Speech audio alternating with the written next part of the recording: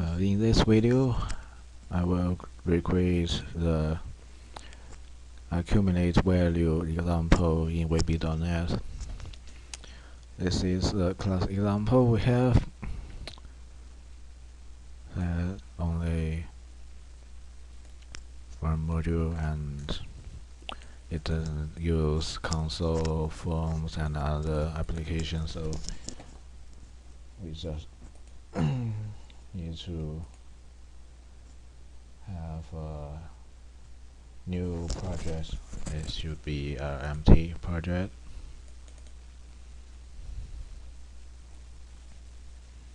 Okay, and then we add module 1. Okay, now we need to paste the code here, and it could run smoothly. Let's save it. The first part of the code, we define variable to the module, the interest type, interest rate, accumulate value, and percent value. And the second part, we use submain function to run the sub function in this module, and the sub function is accumulated value here. Okay, so here we calculate the accumulated value of an initial investment. So first it's a loop structure. We first have import box that will bump up and require you to type in a string. It's a message that will bump up as well as what indicates what you should input into the import box. And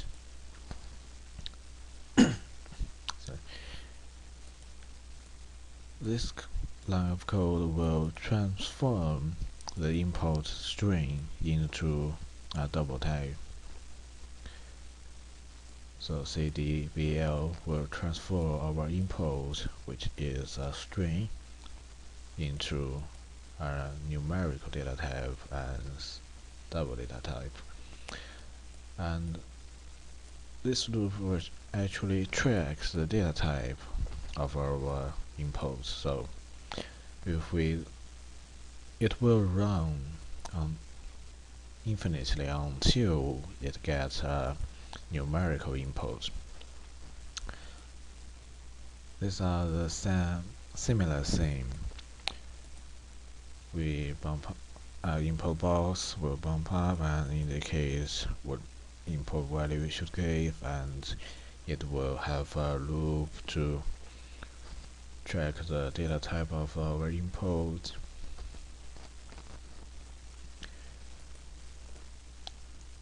Here, rather than the cdbl, which will transfer the string to a double data type, it should transfer the string to integer as their say integer.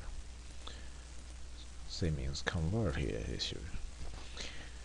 And for first interest type is a string variable, as we declared previously.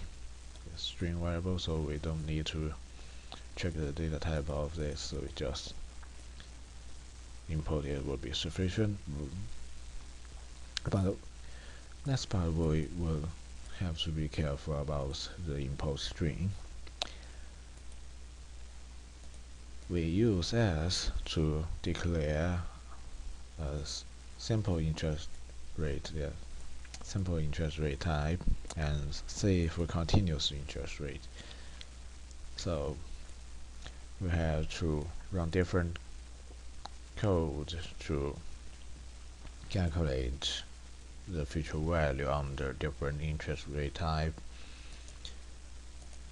If we use simple interest rate, we run this code, then else if we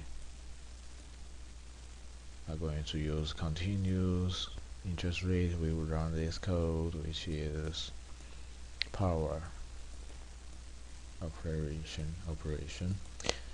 Here we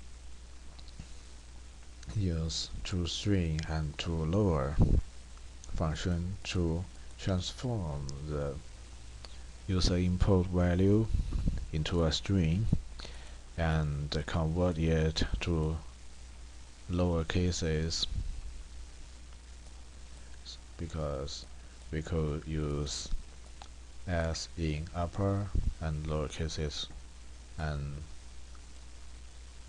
that would be more convenient and avoid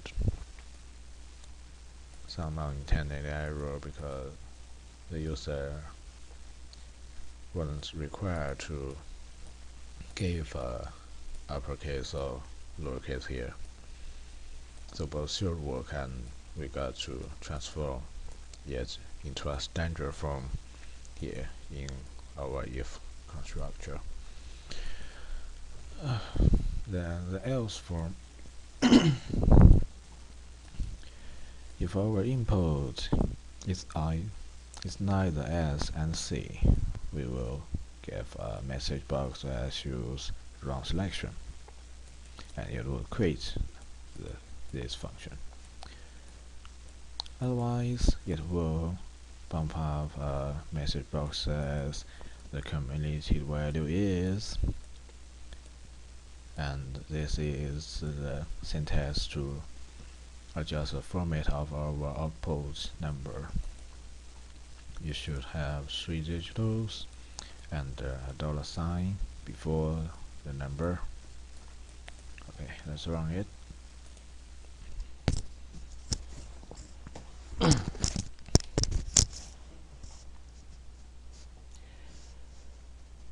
Well, actually we could try to click cancel here. We will still get input box because we here defined the loop.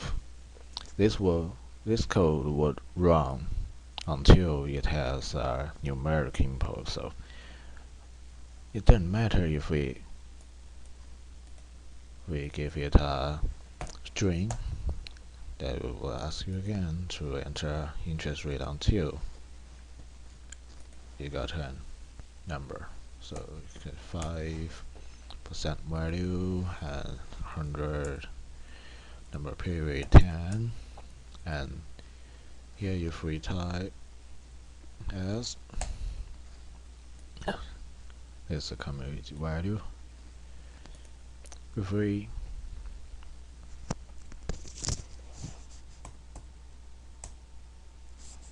give a numeric input here, it should write an error, says wrong selection. Yeah, here it is.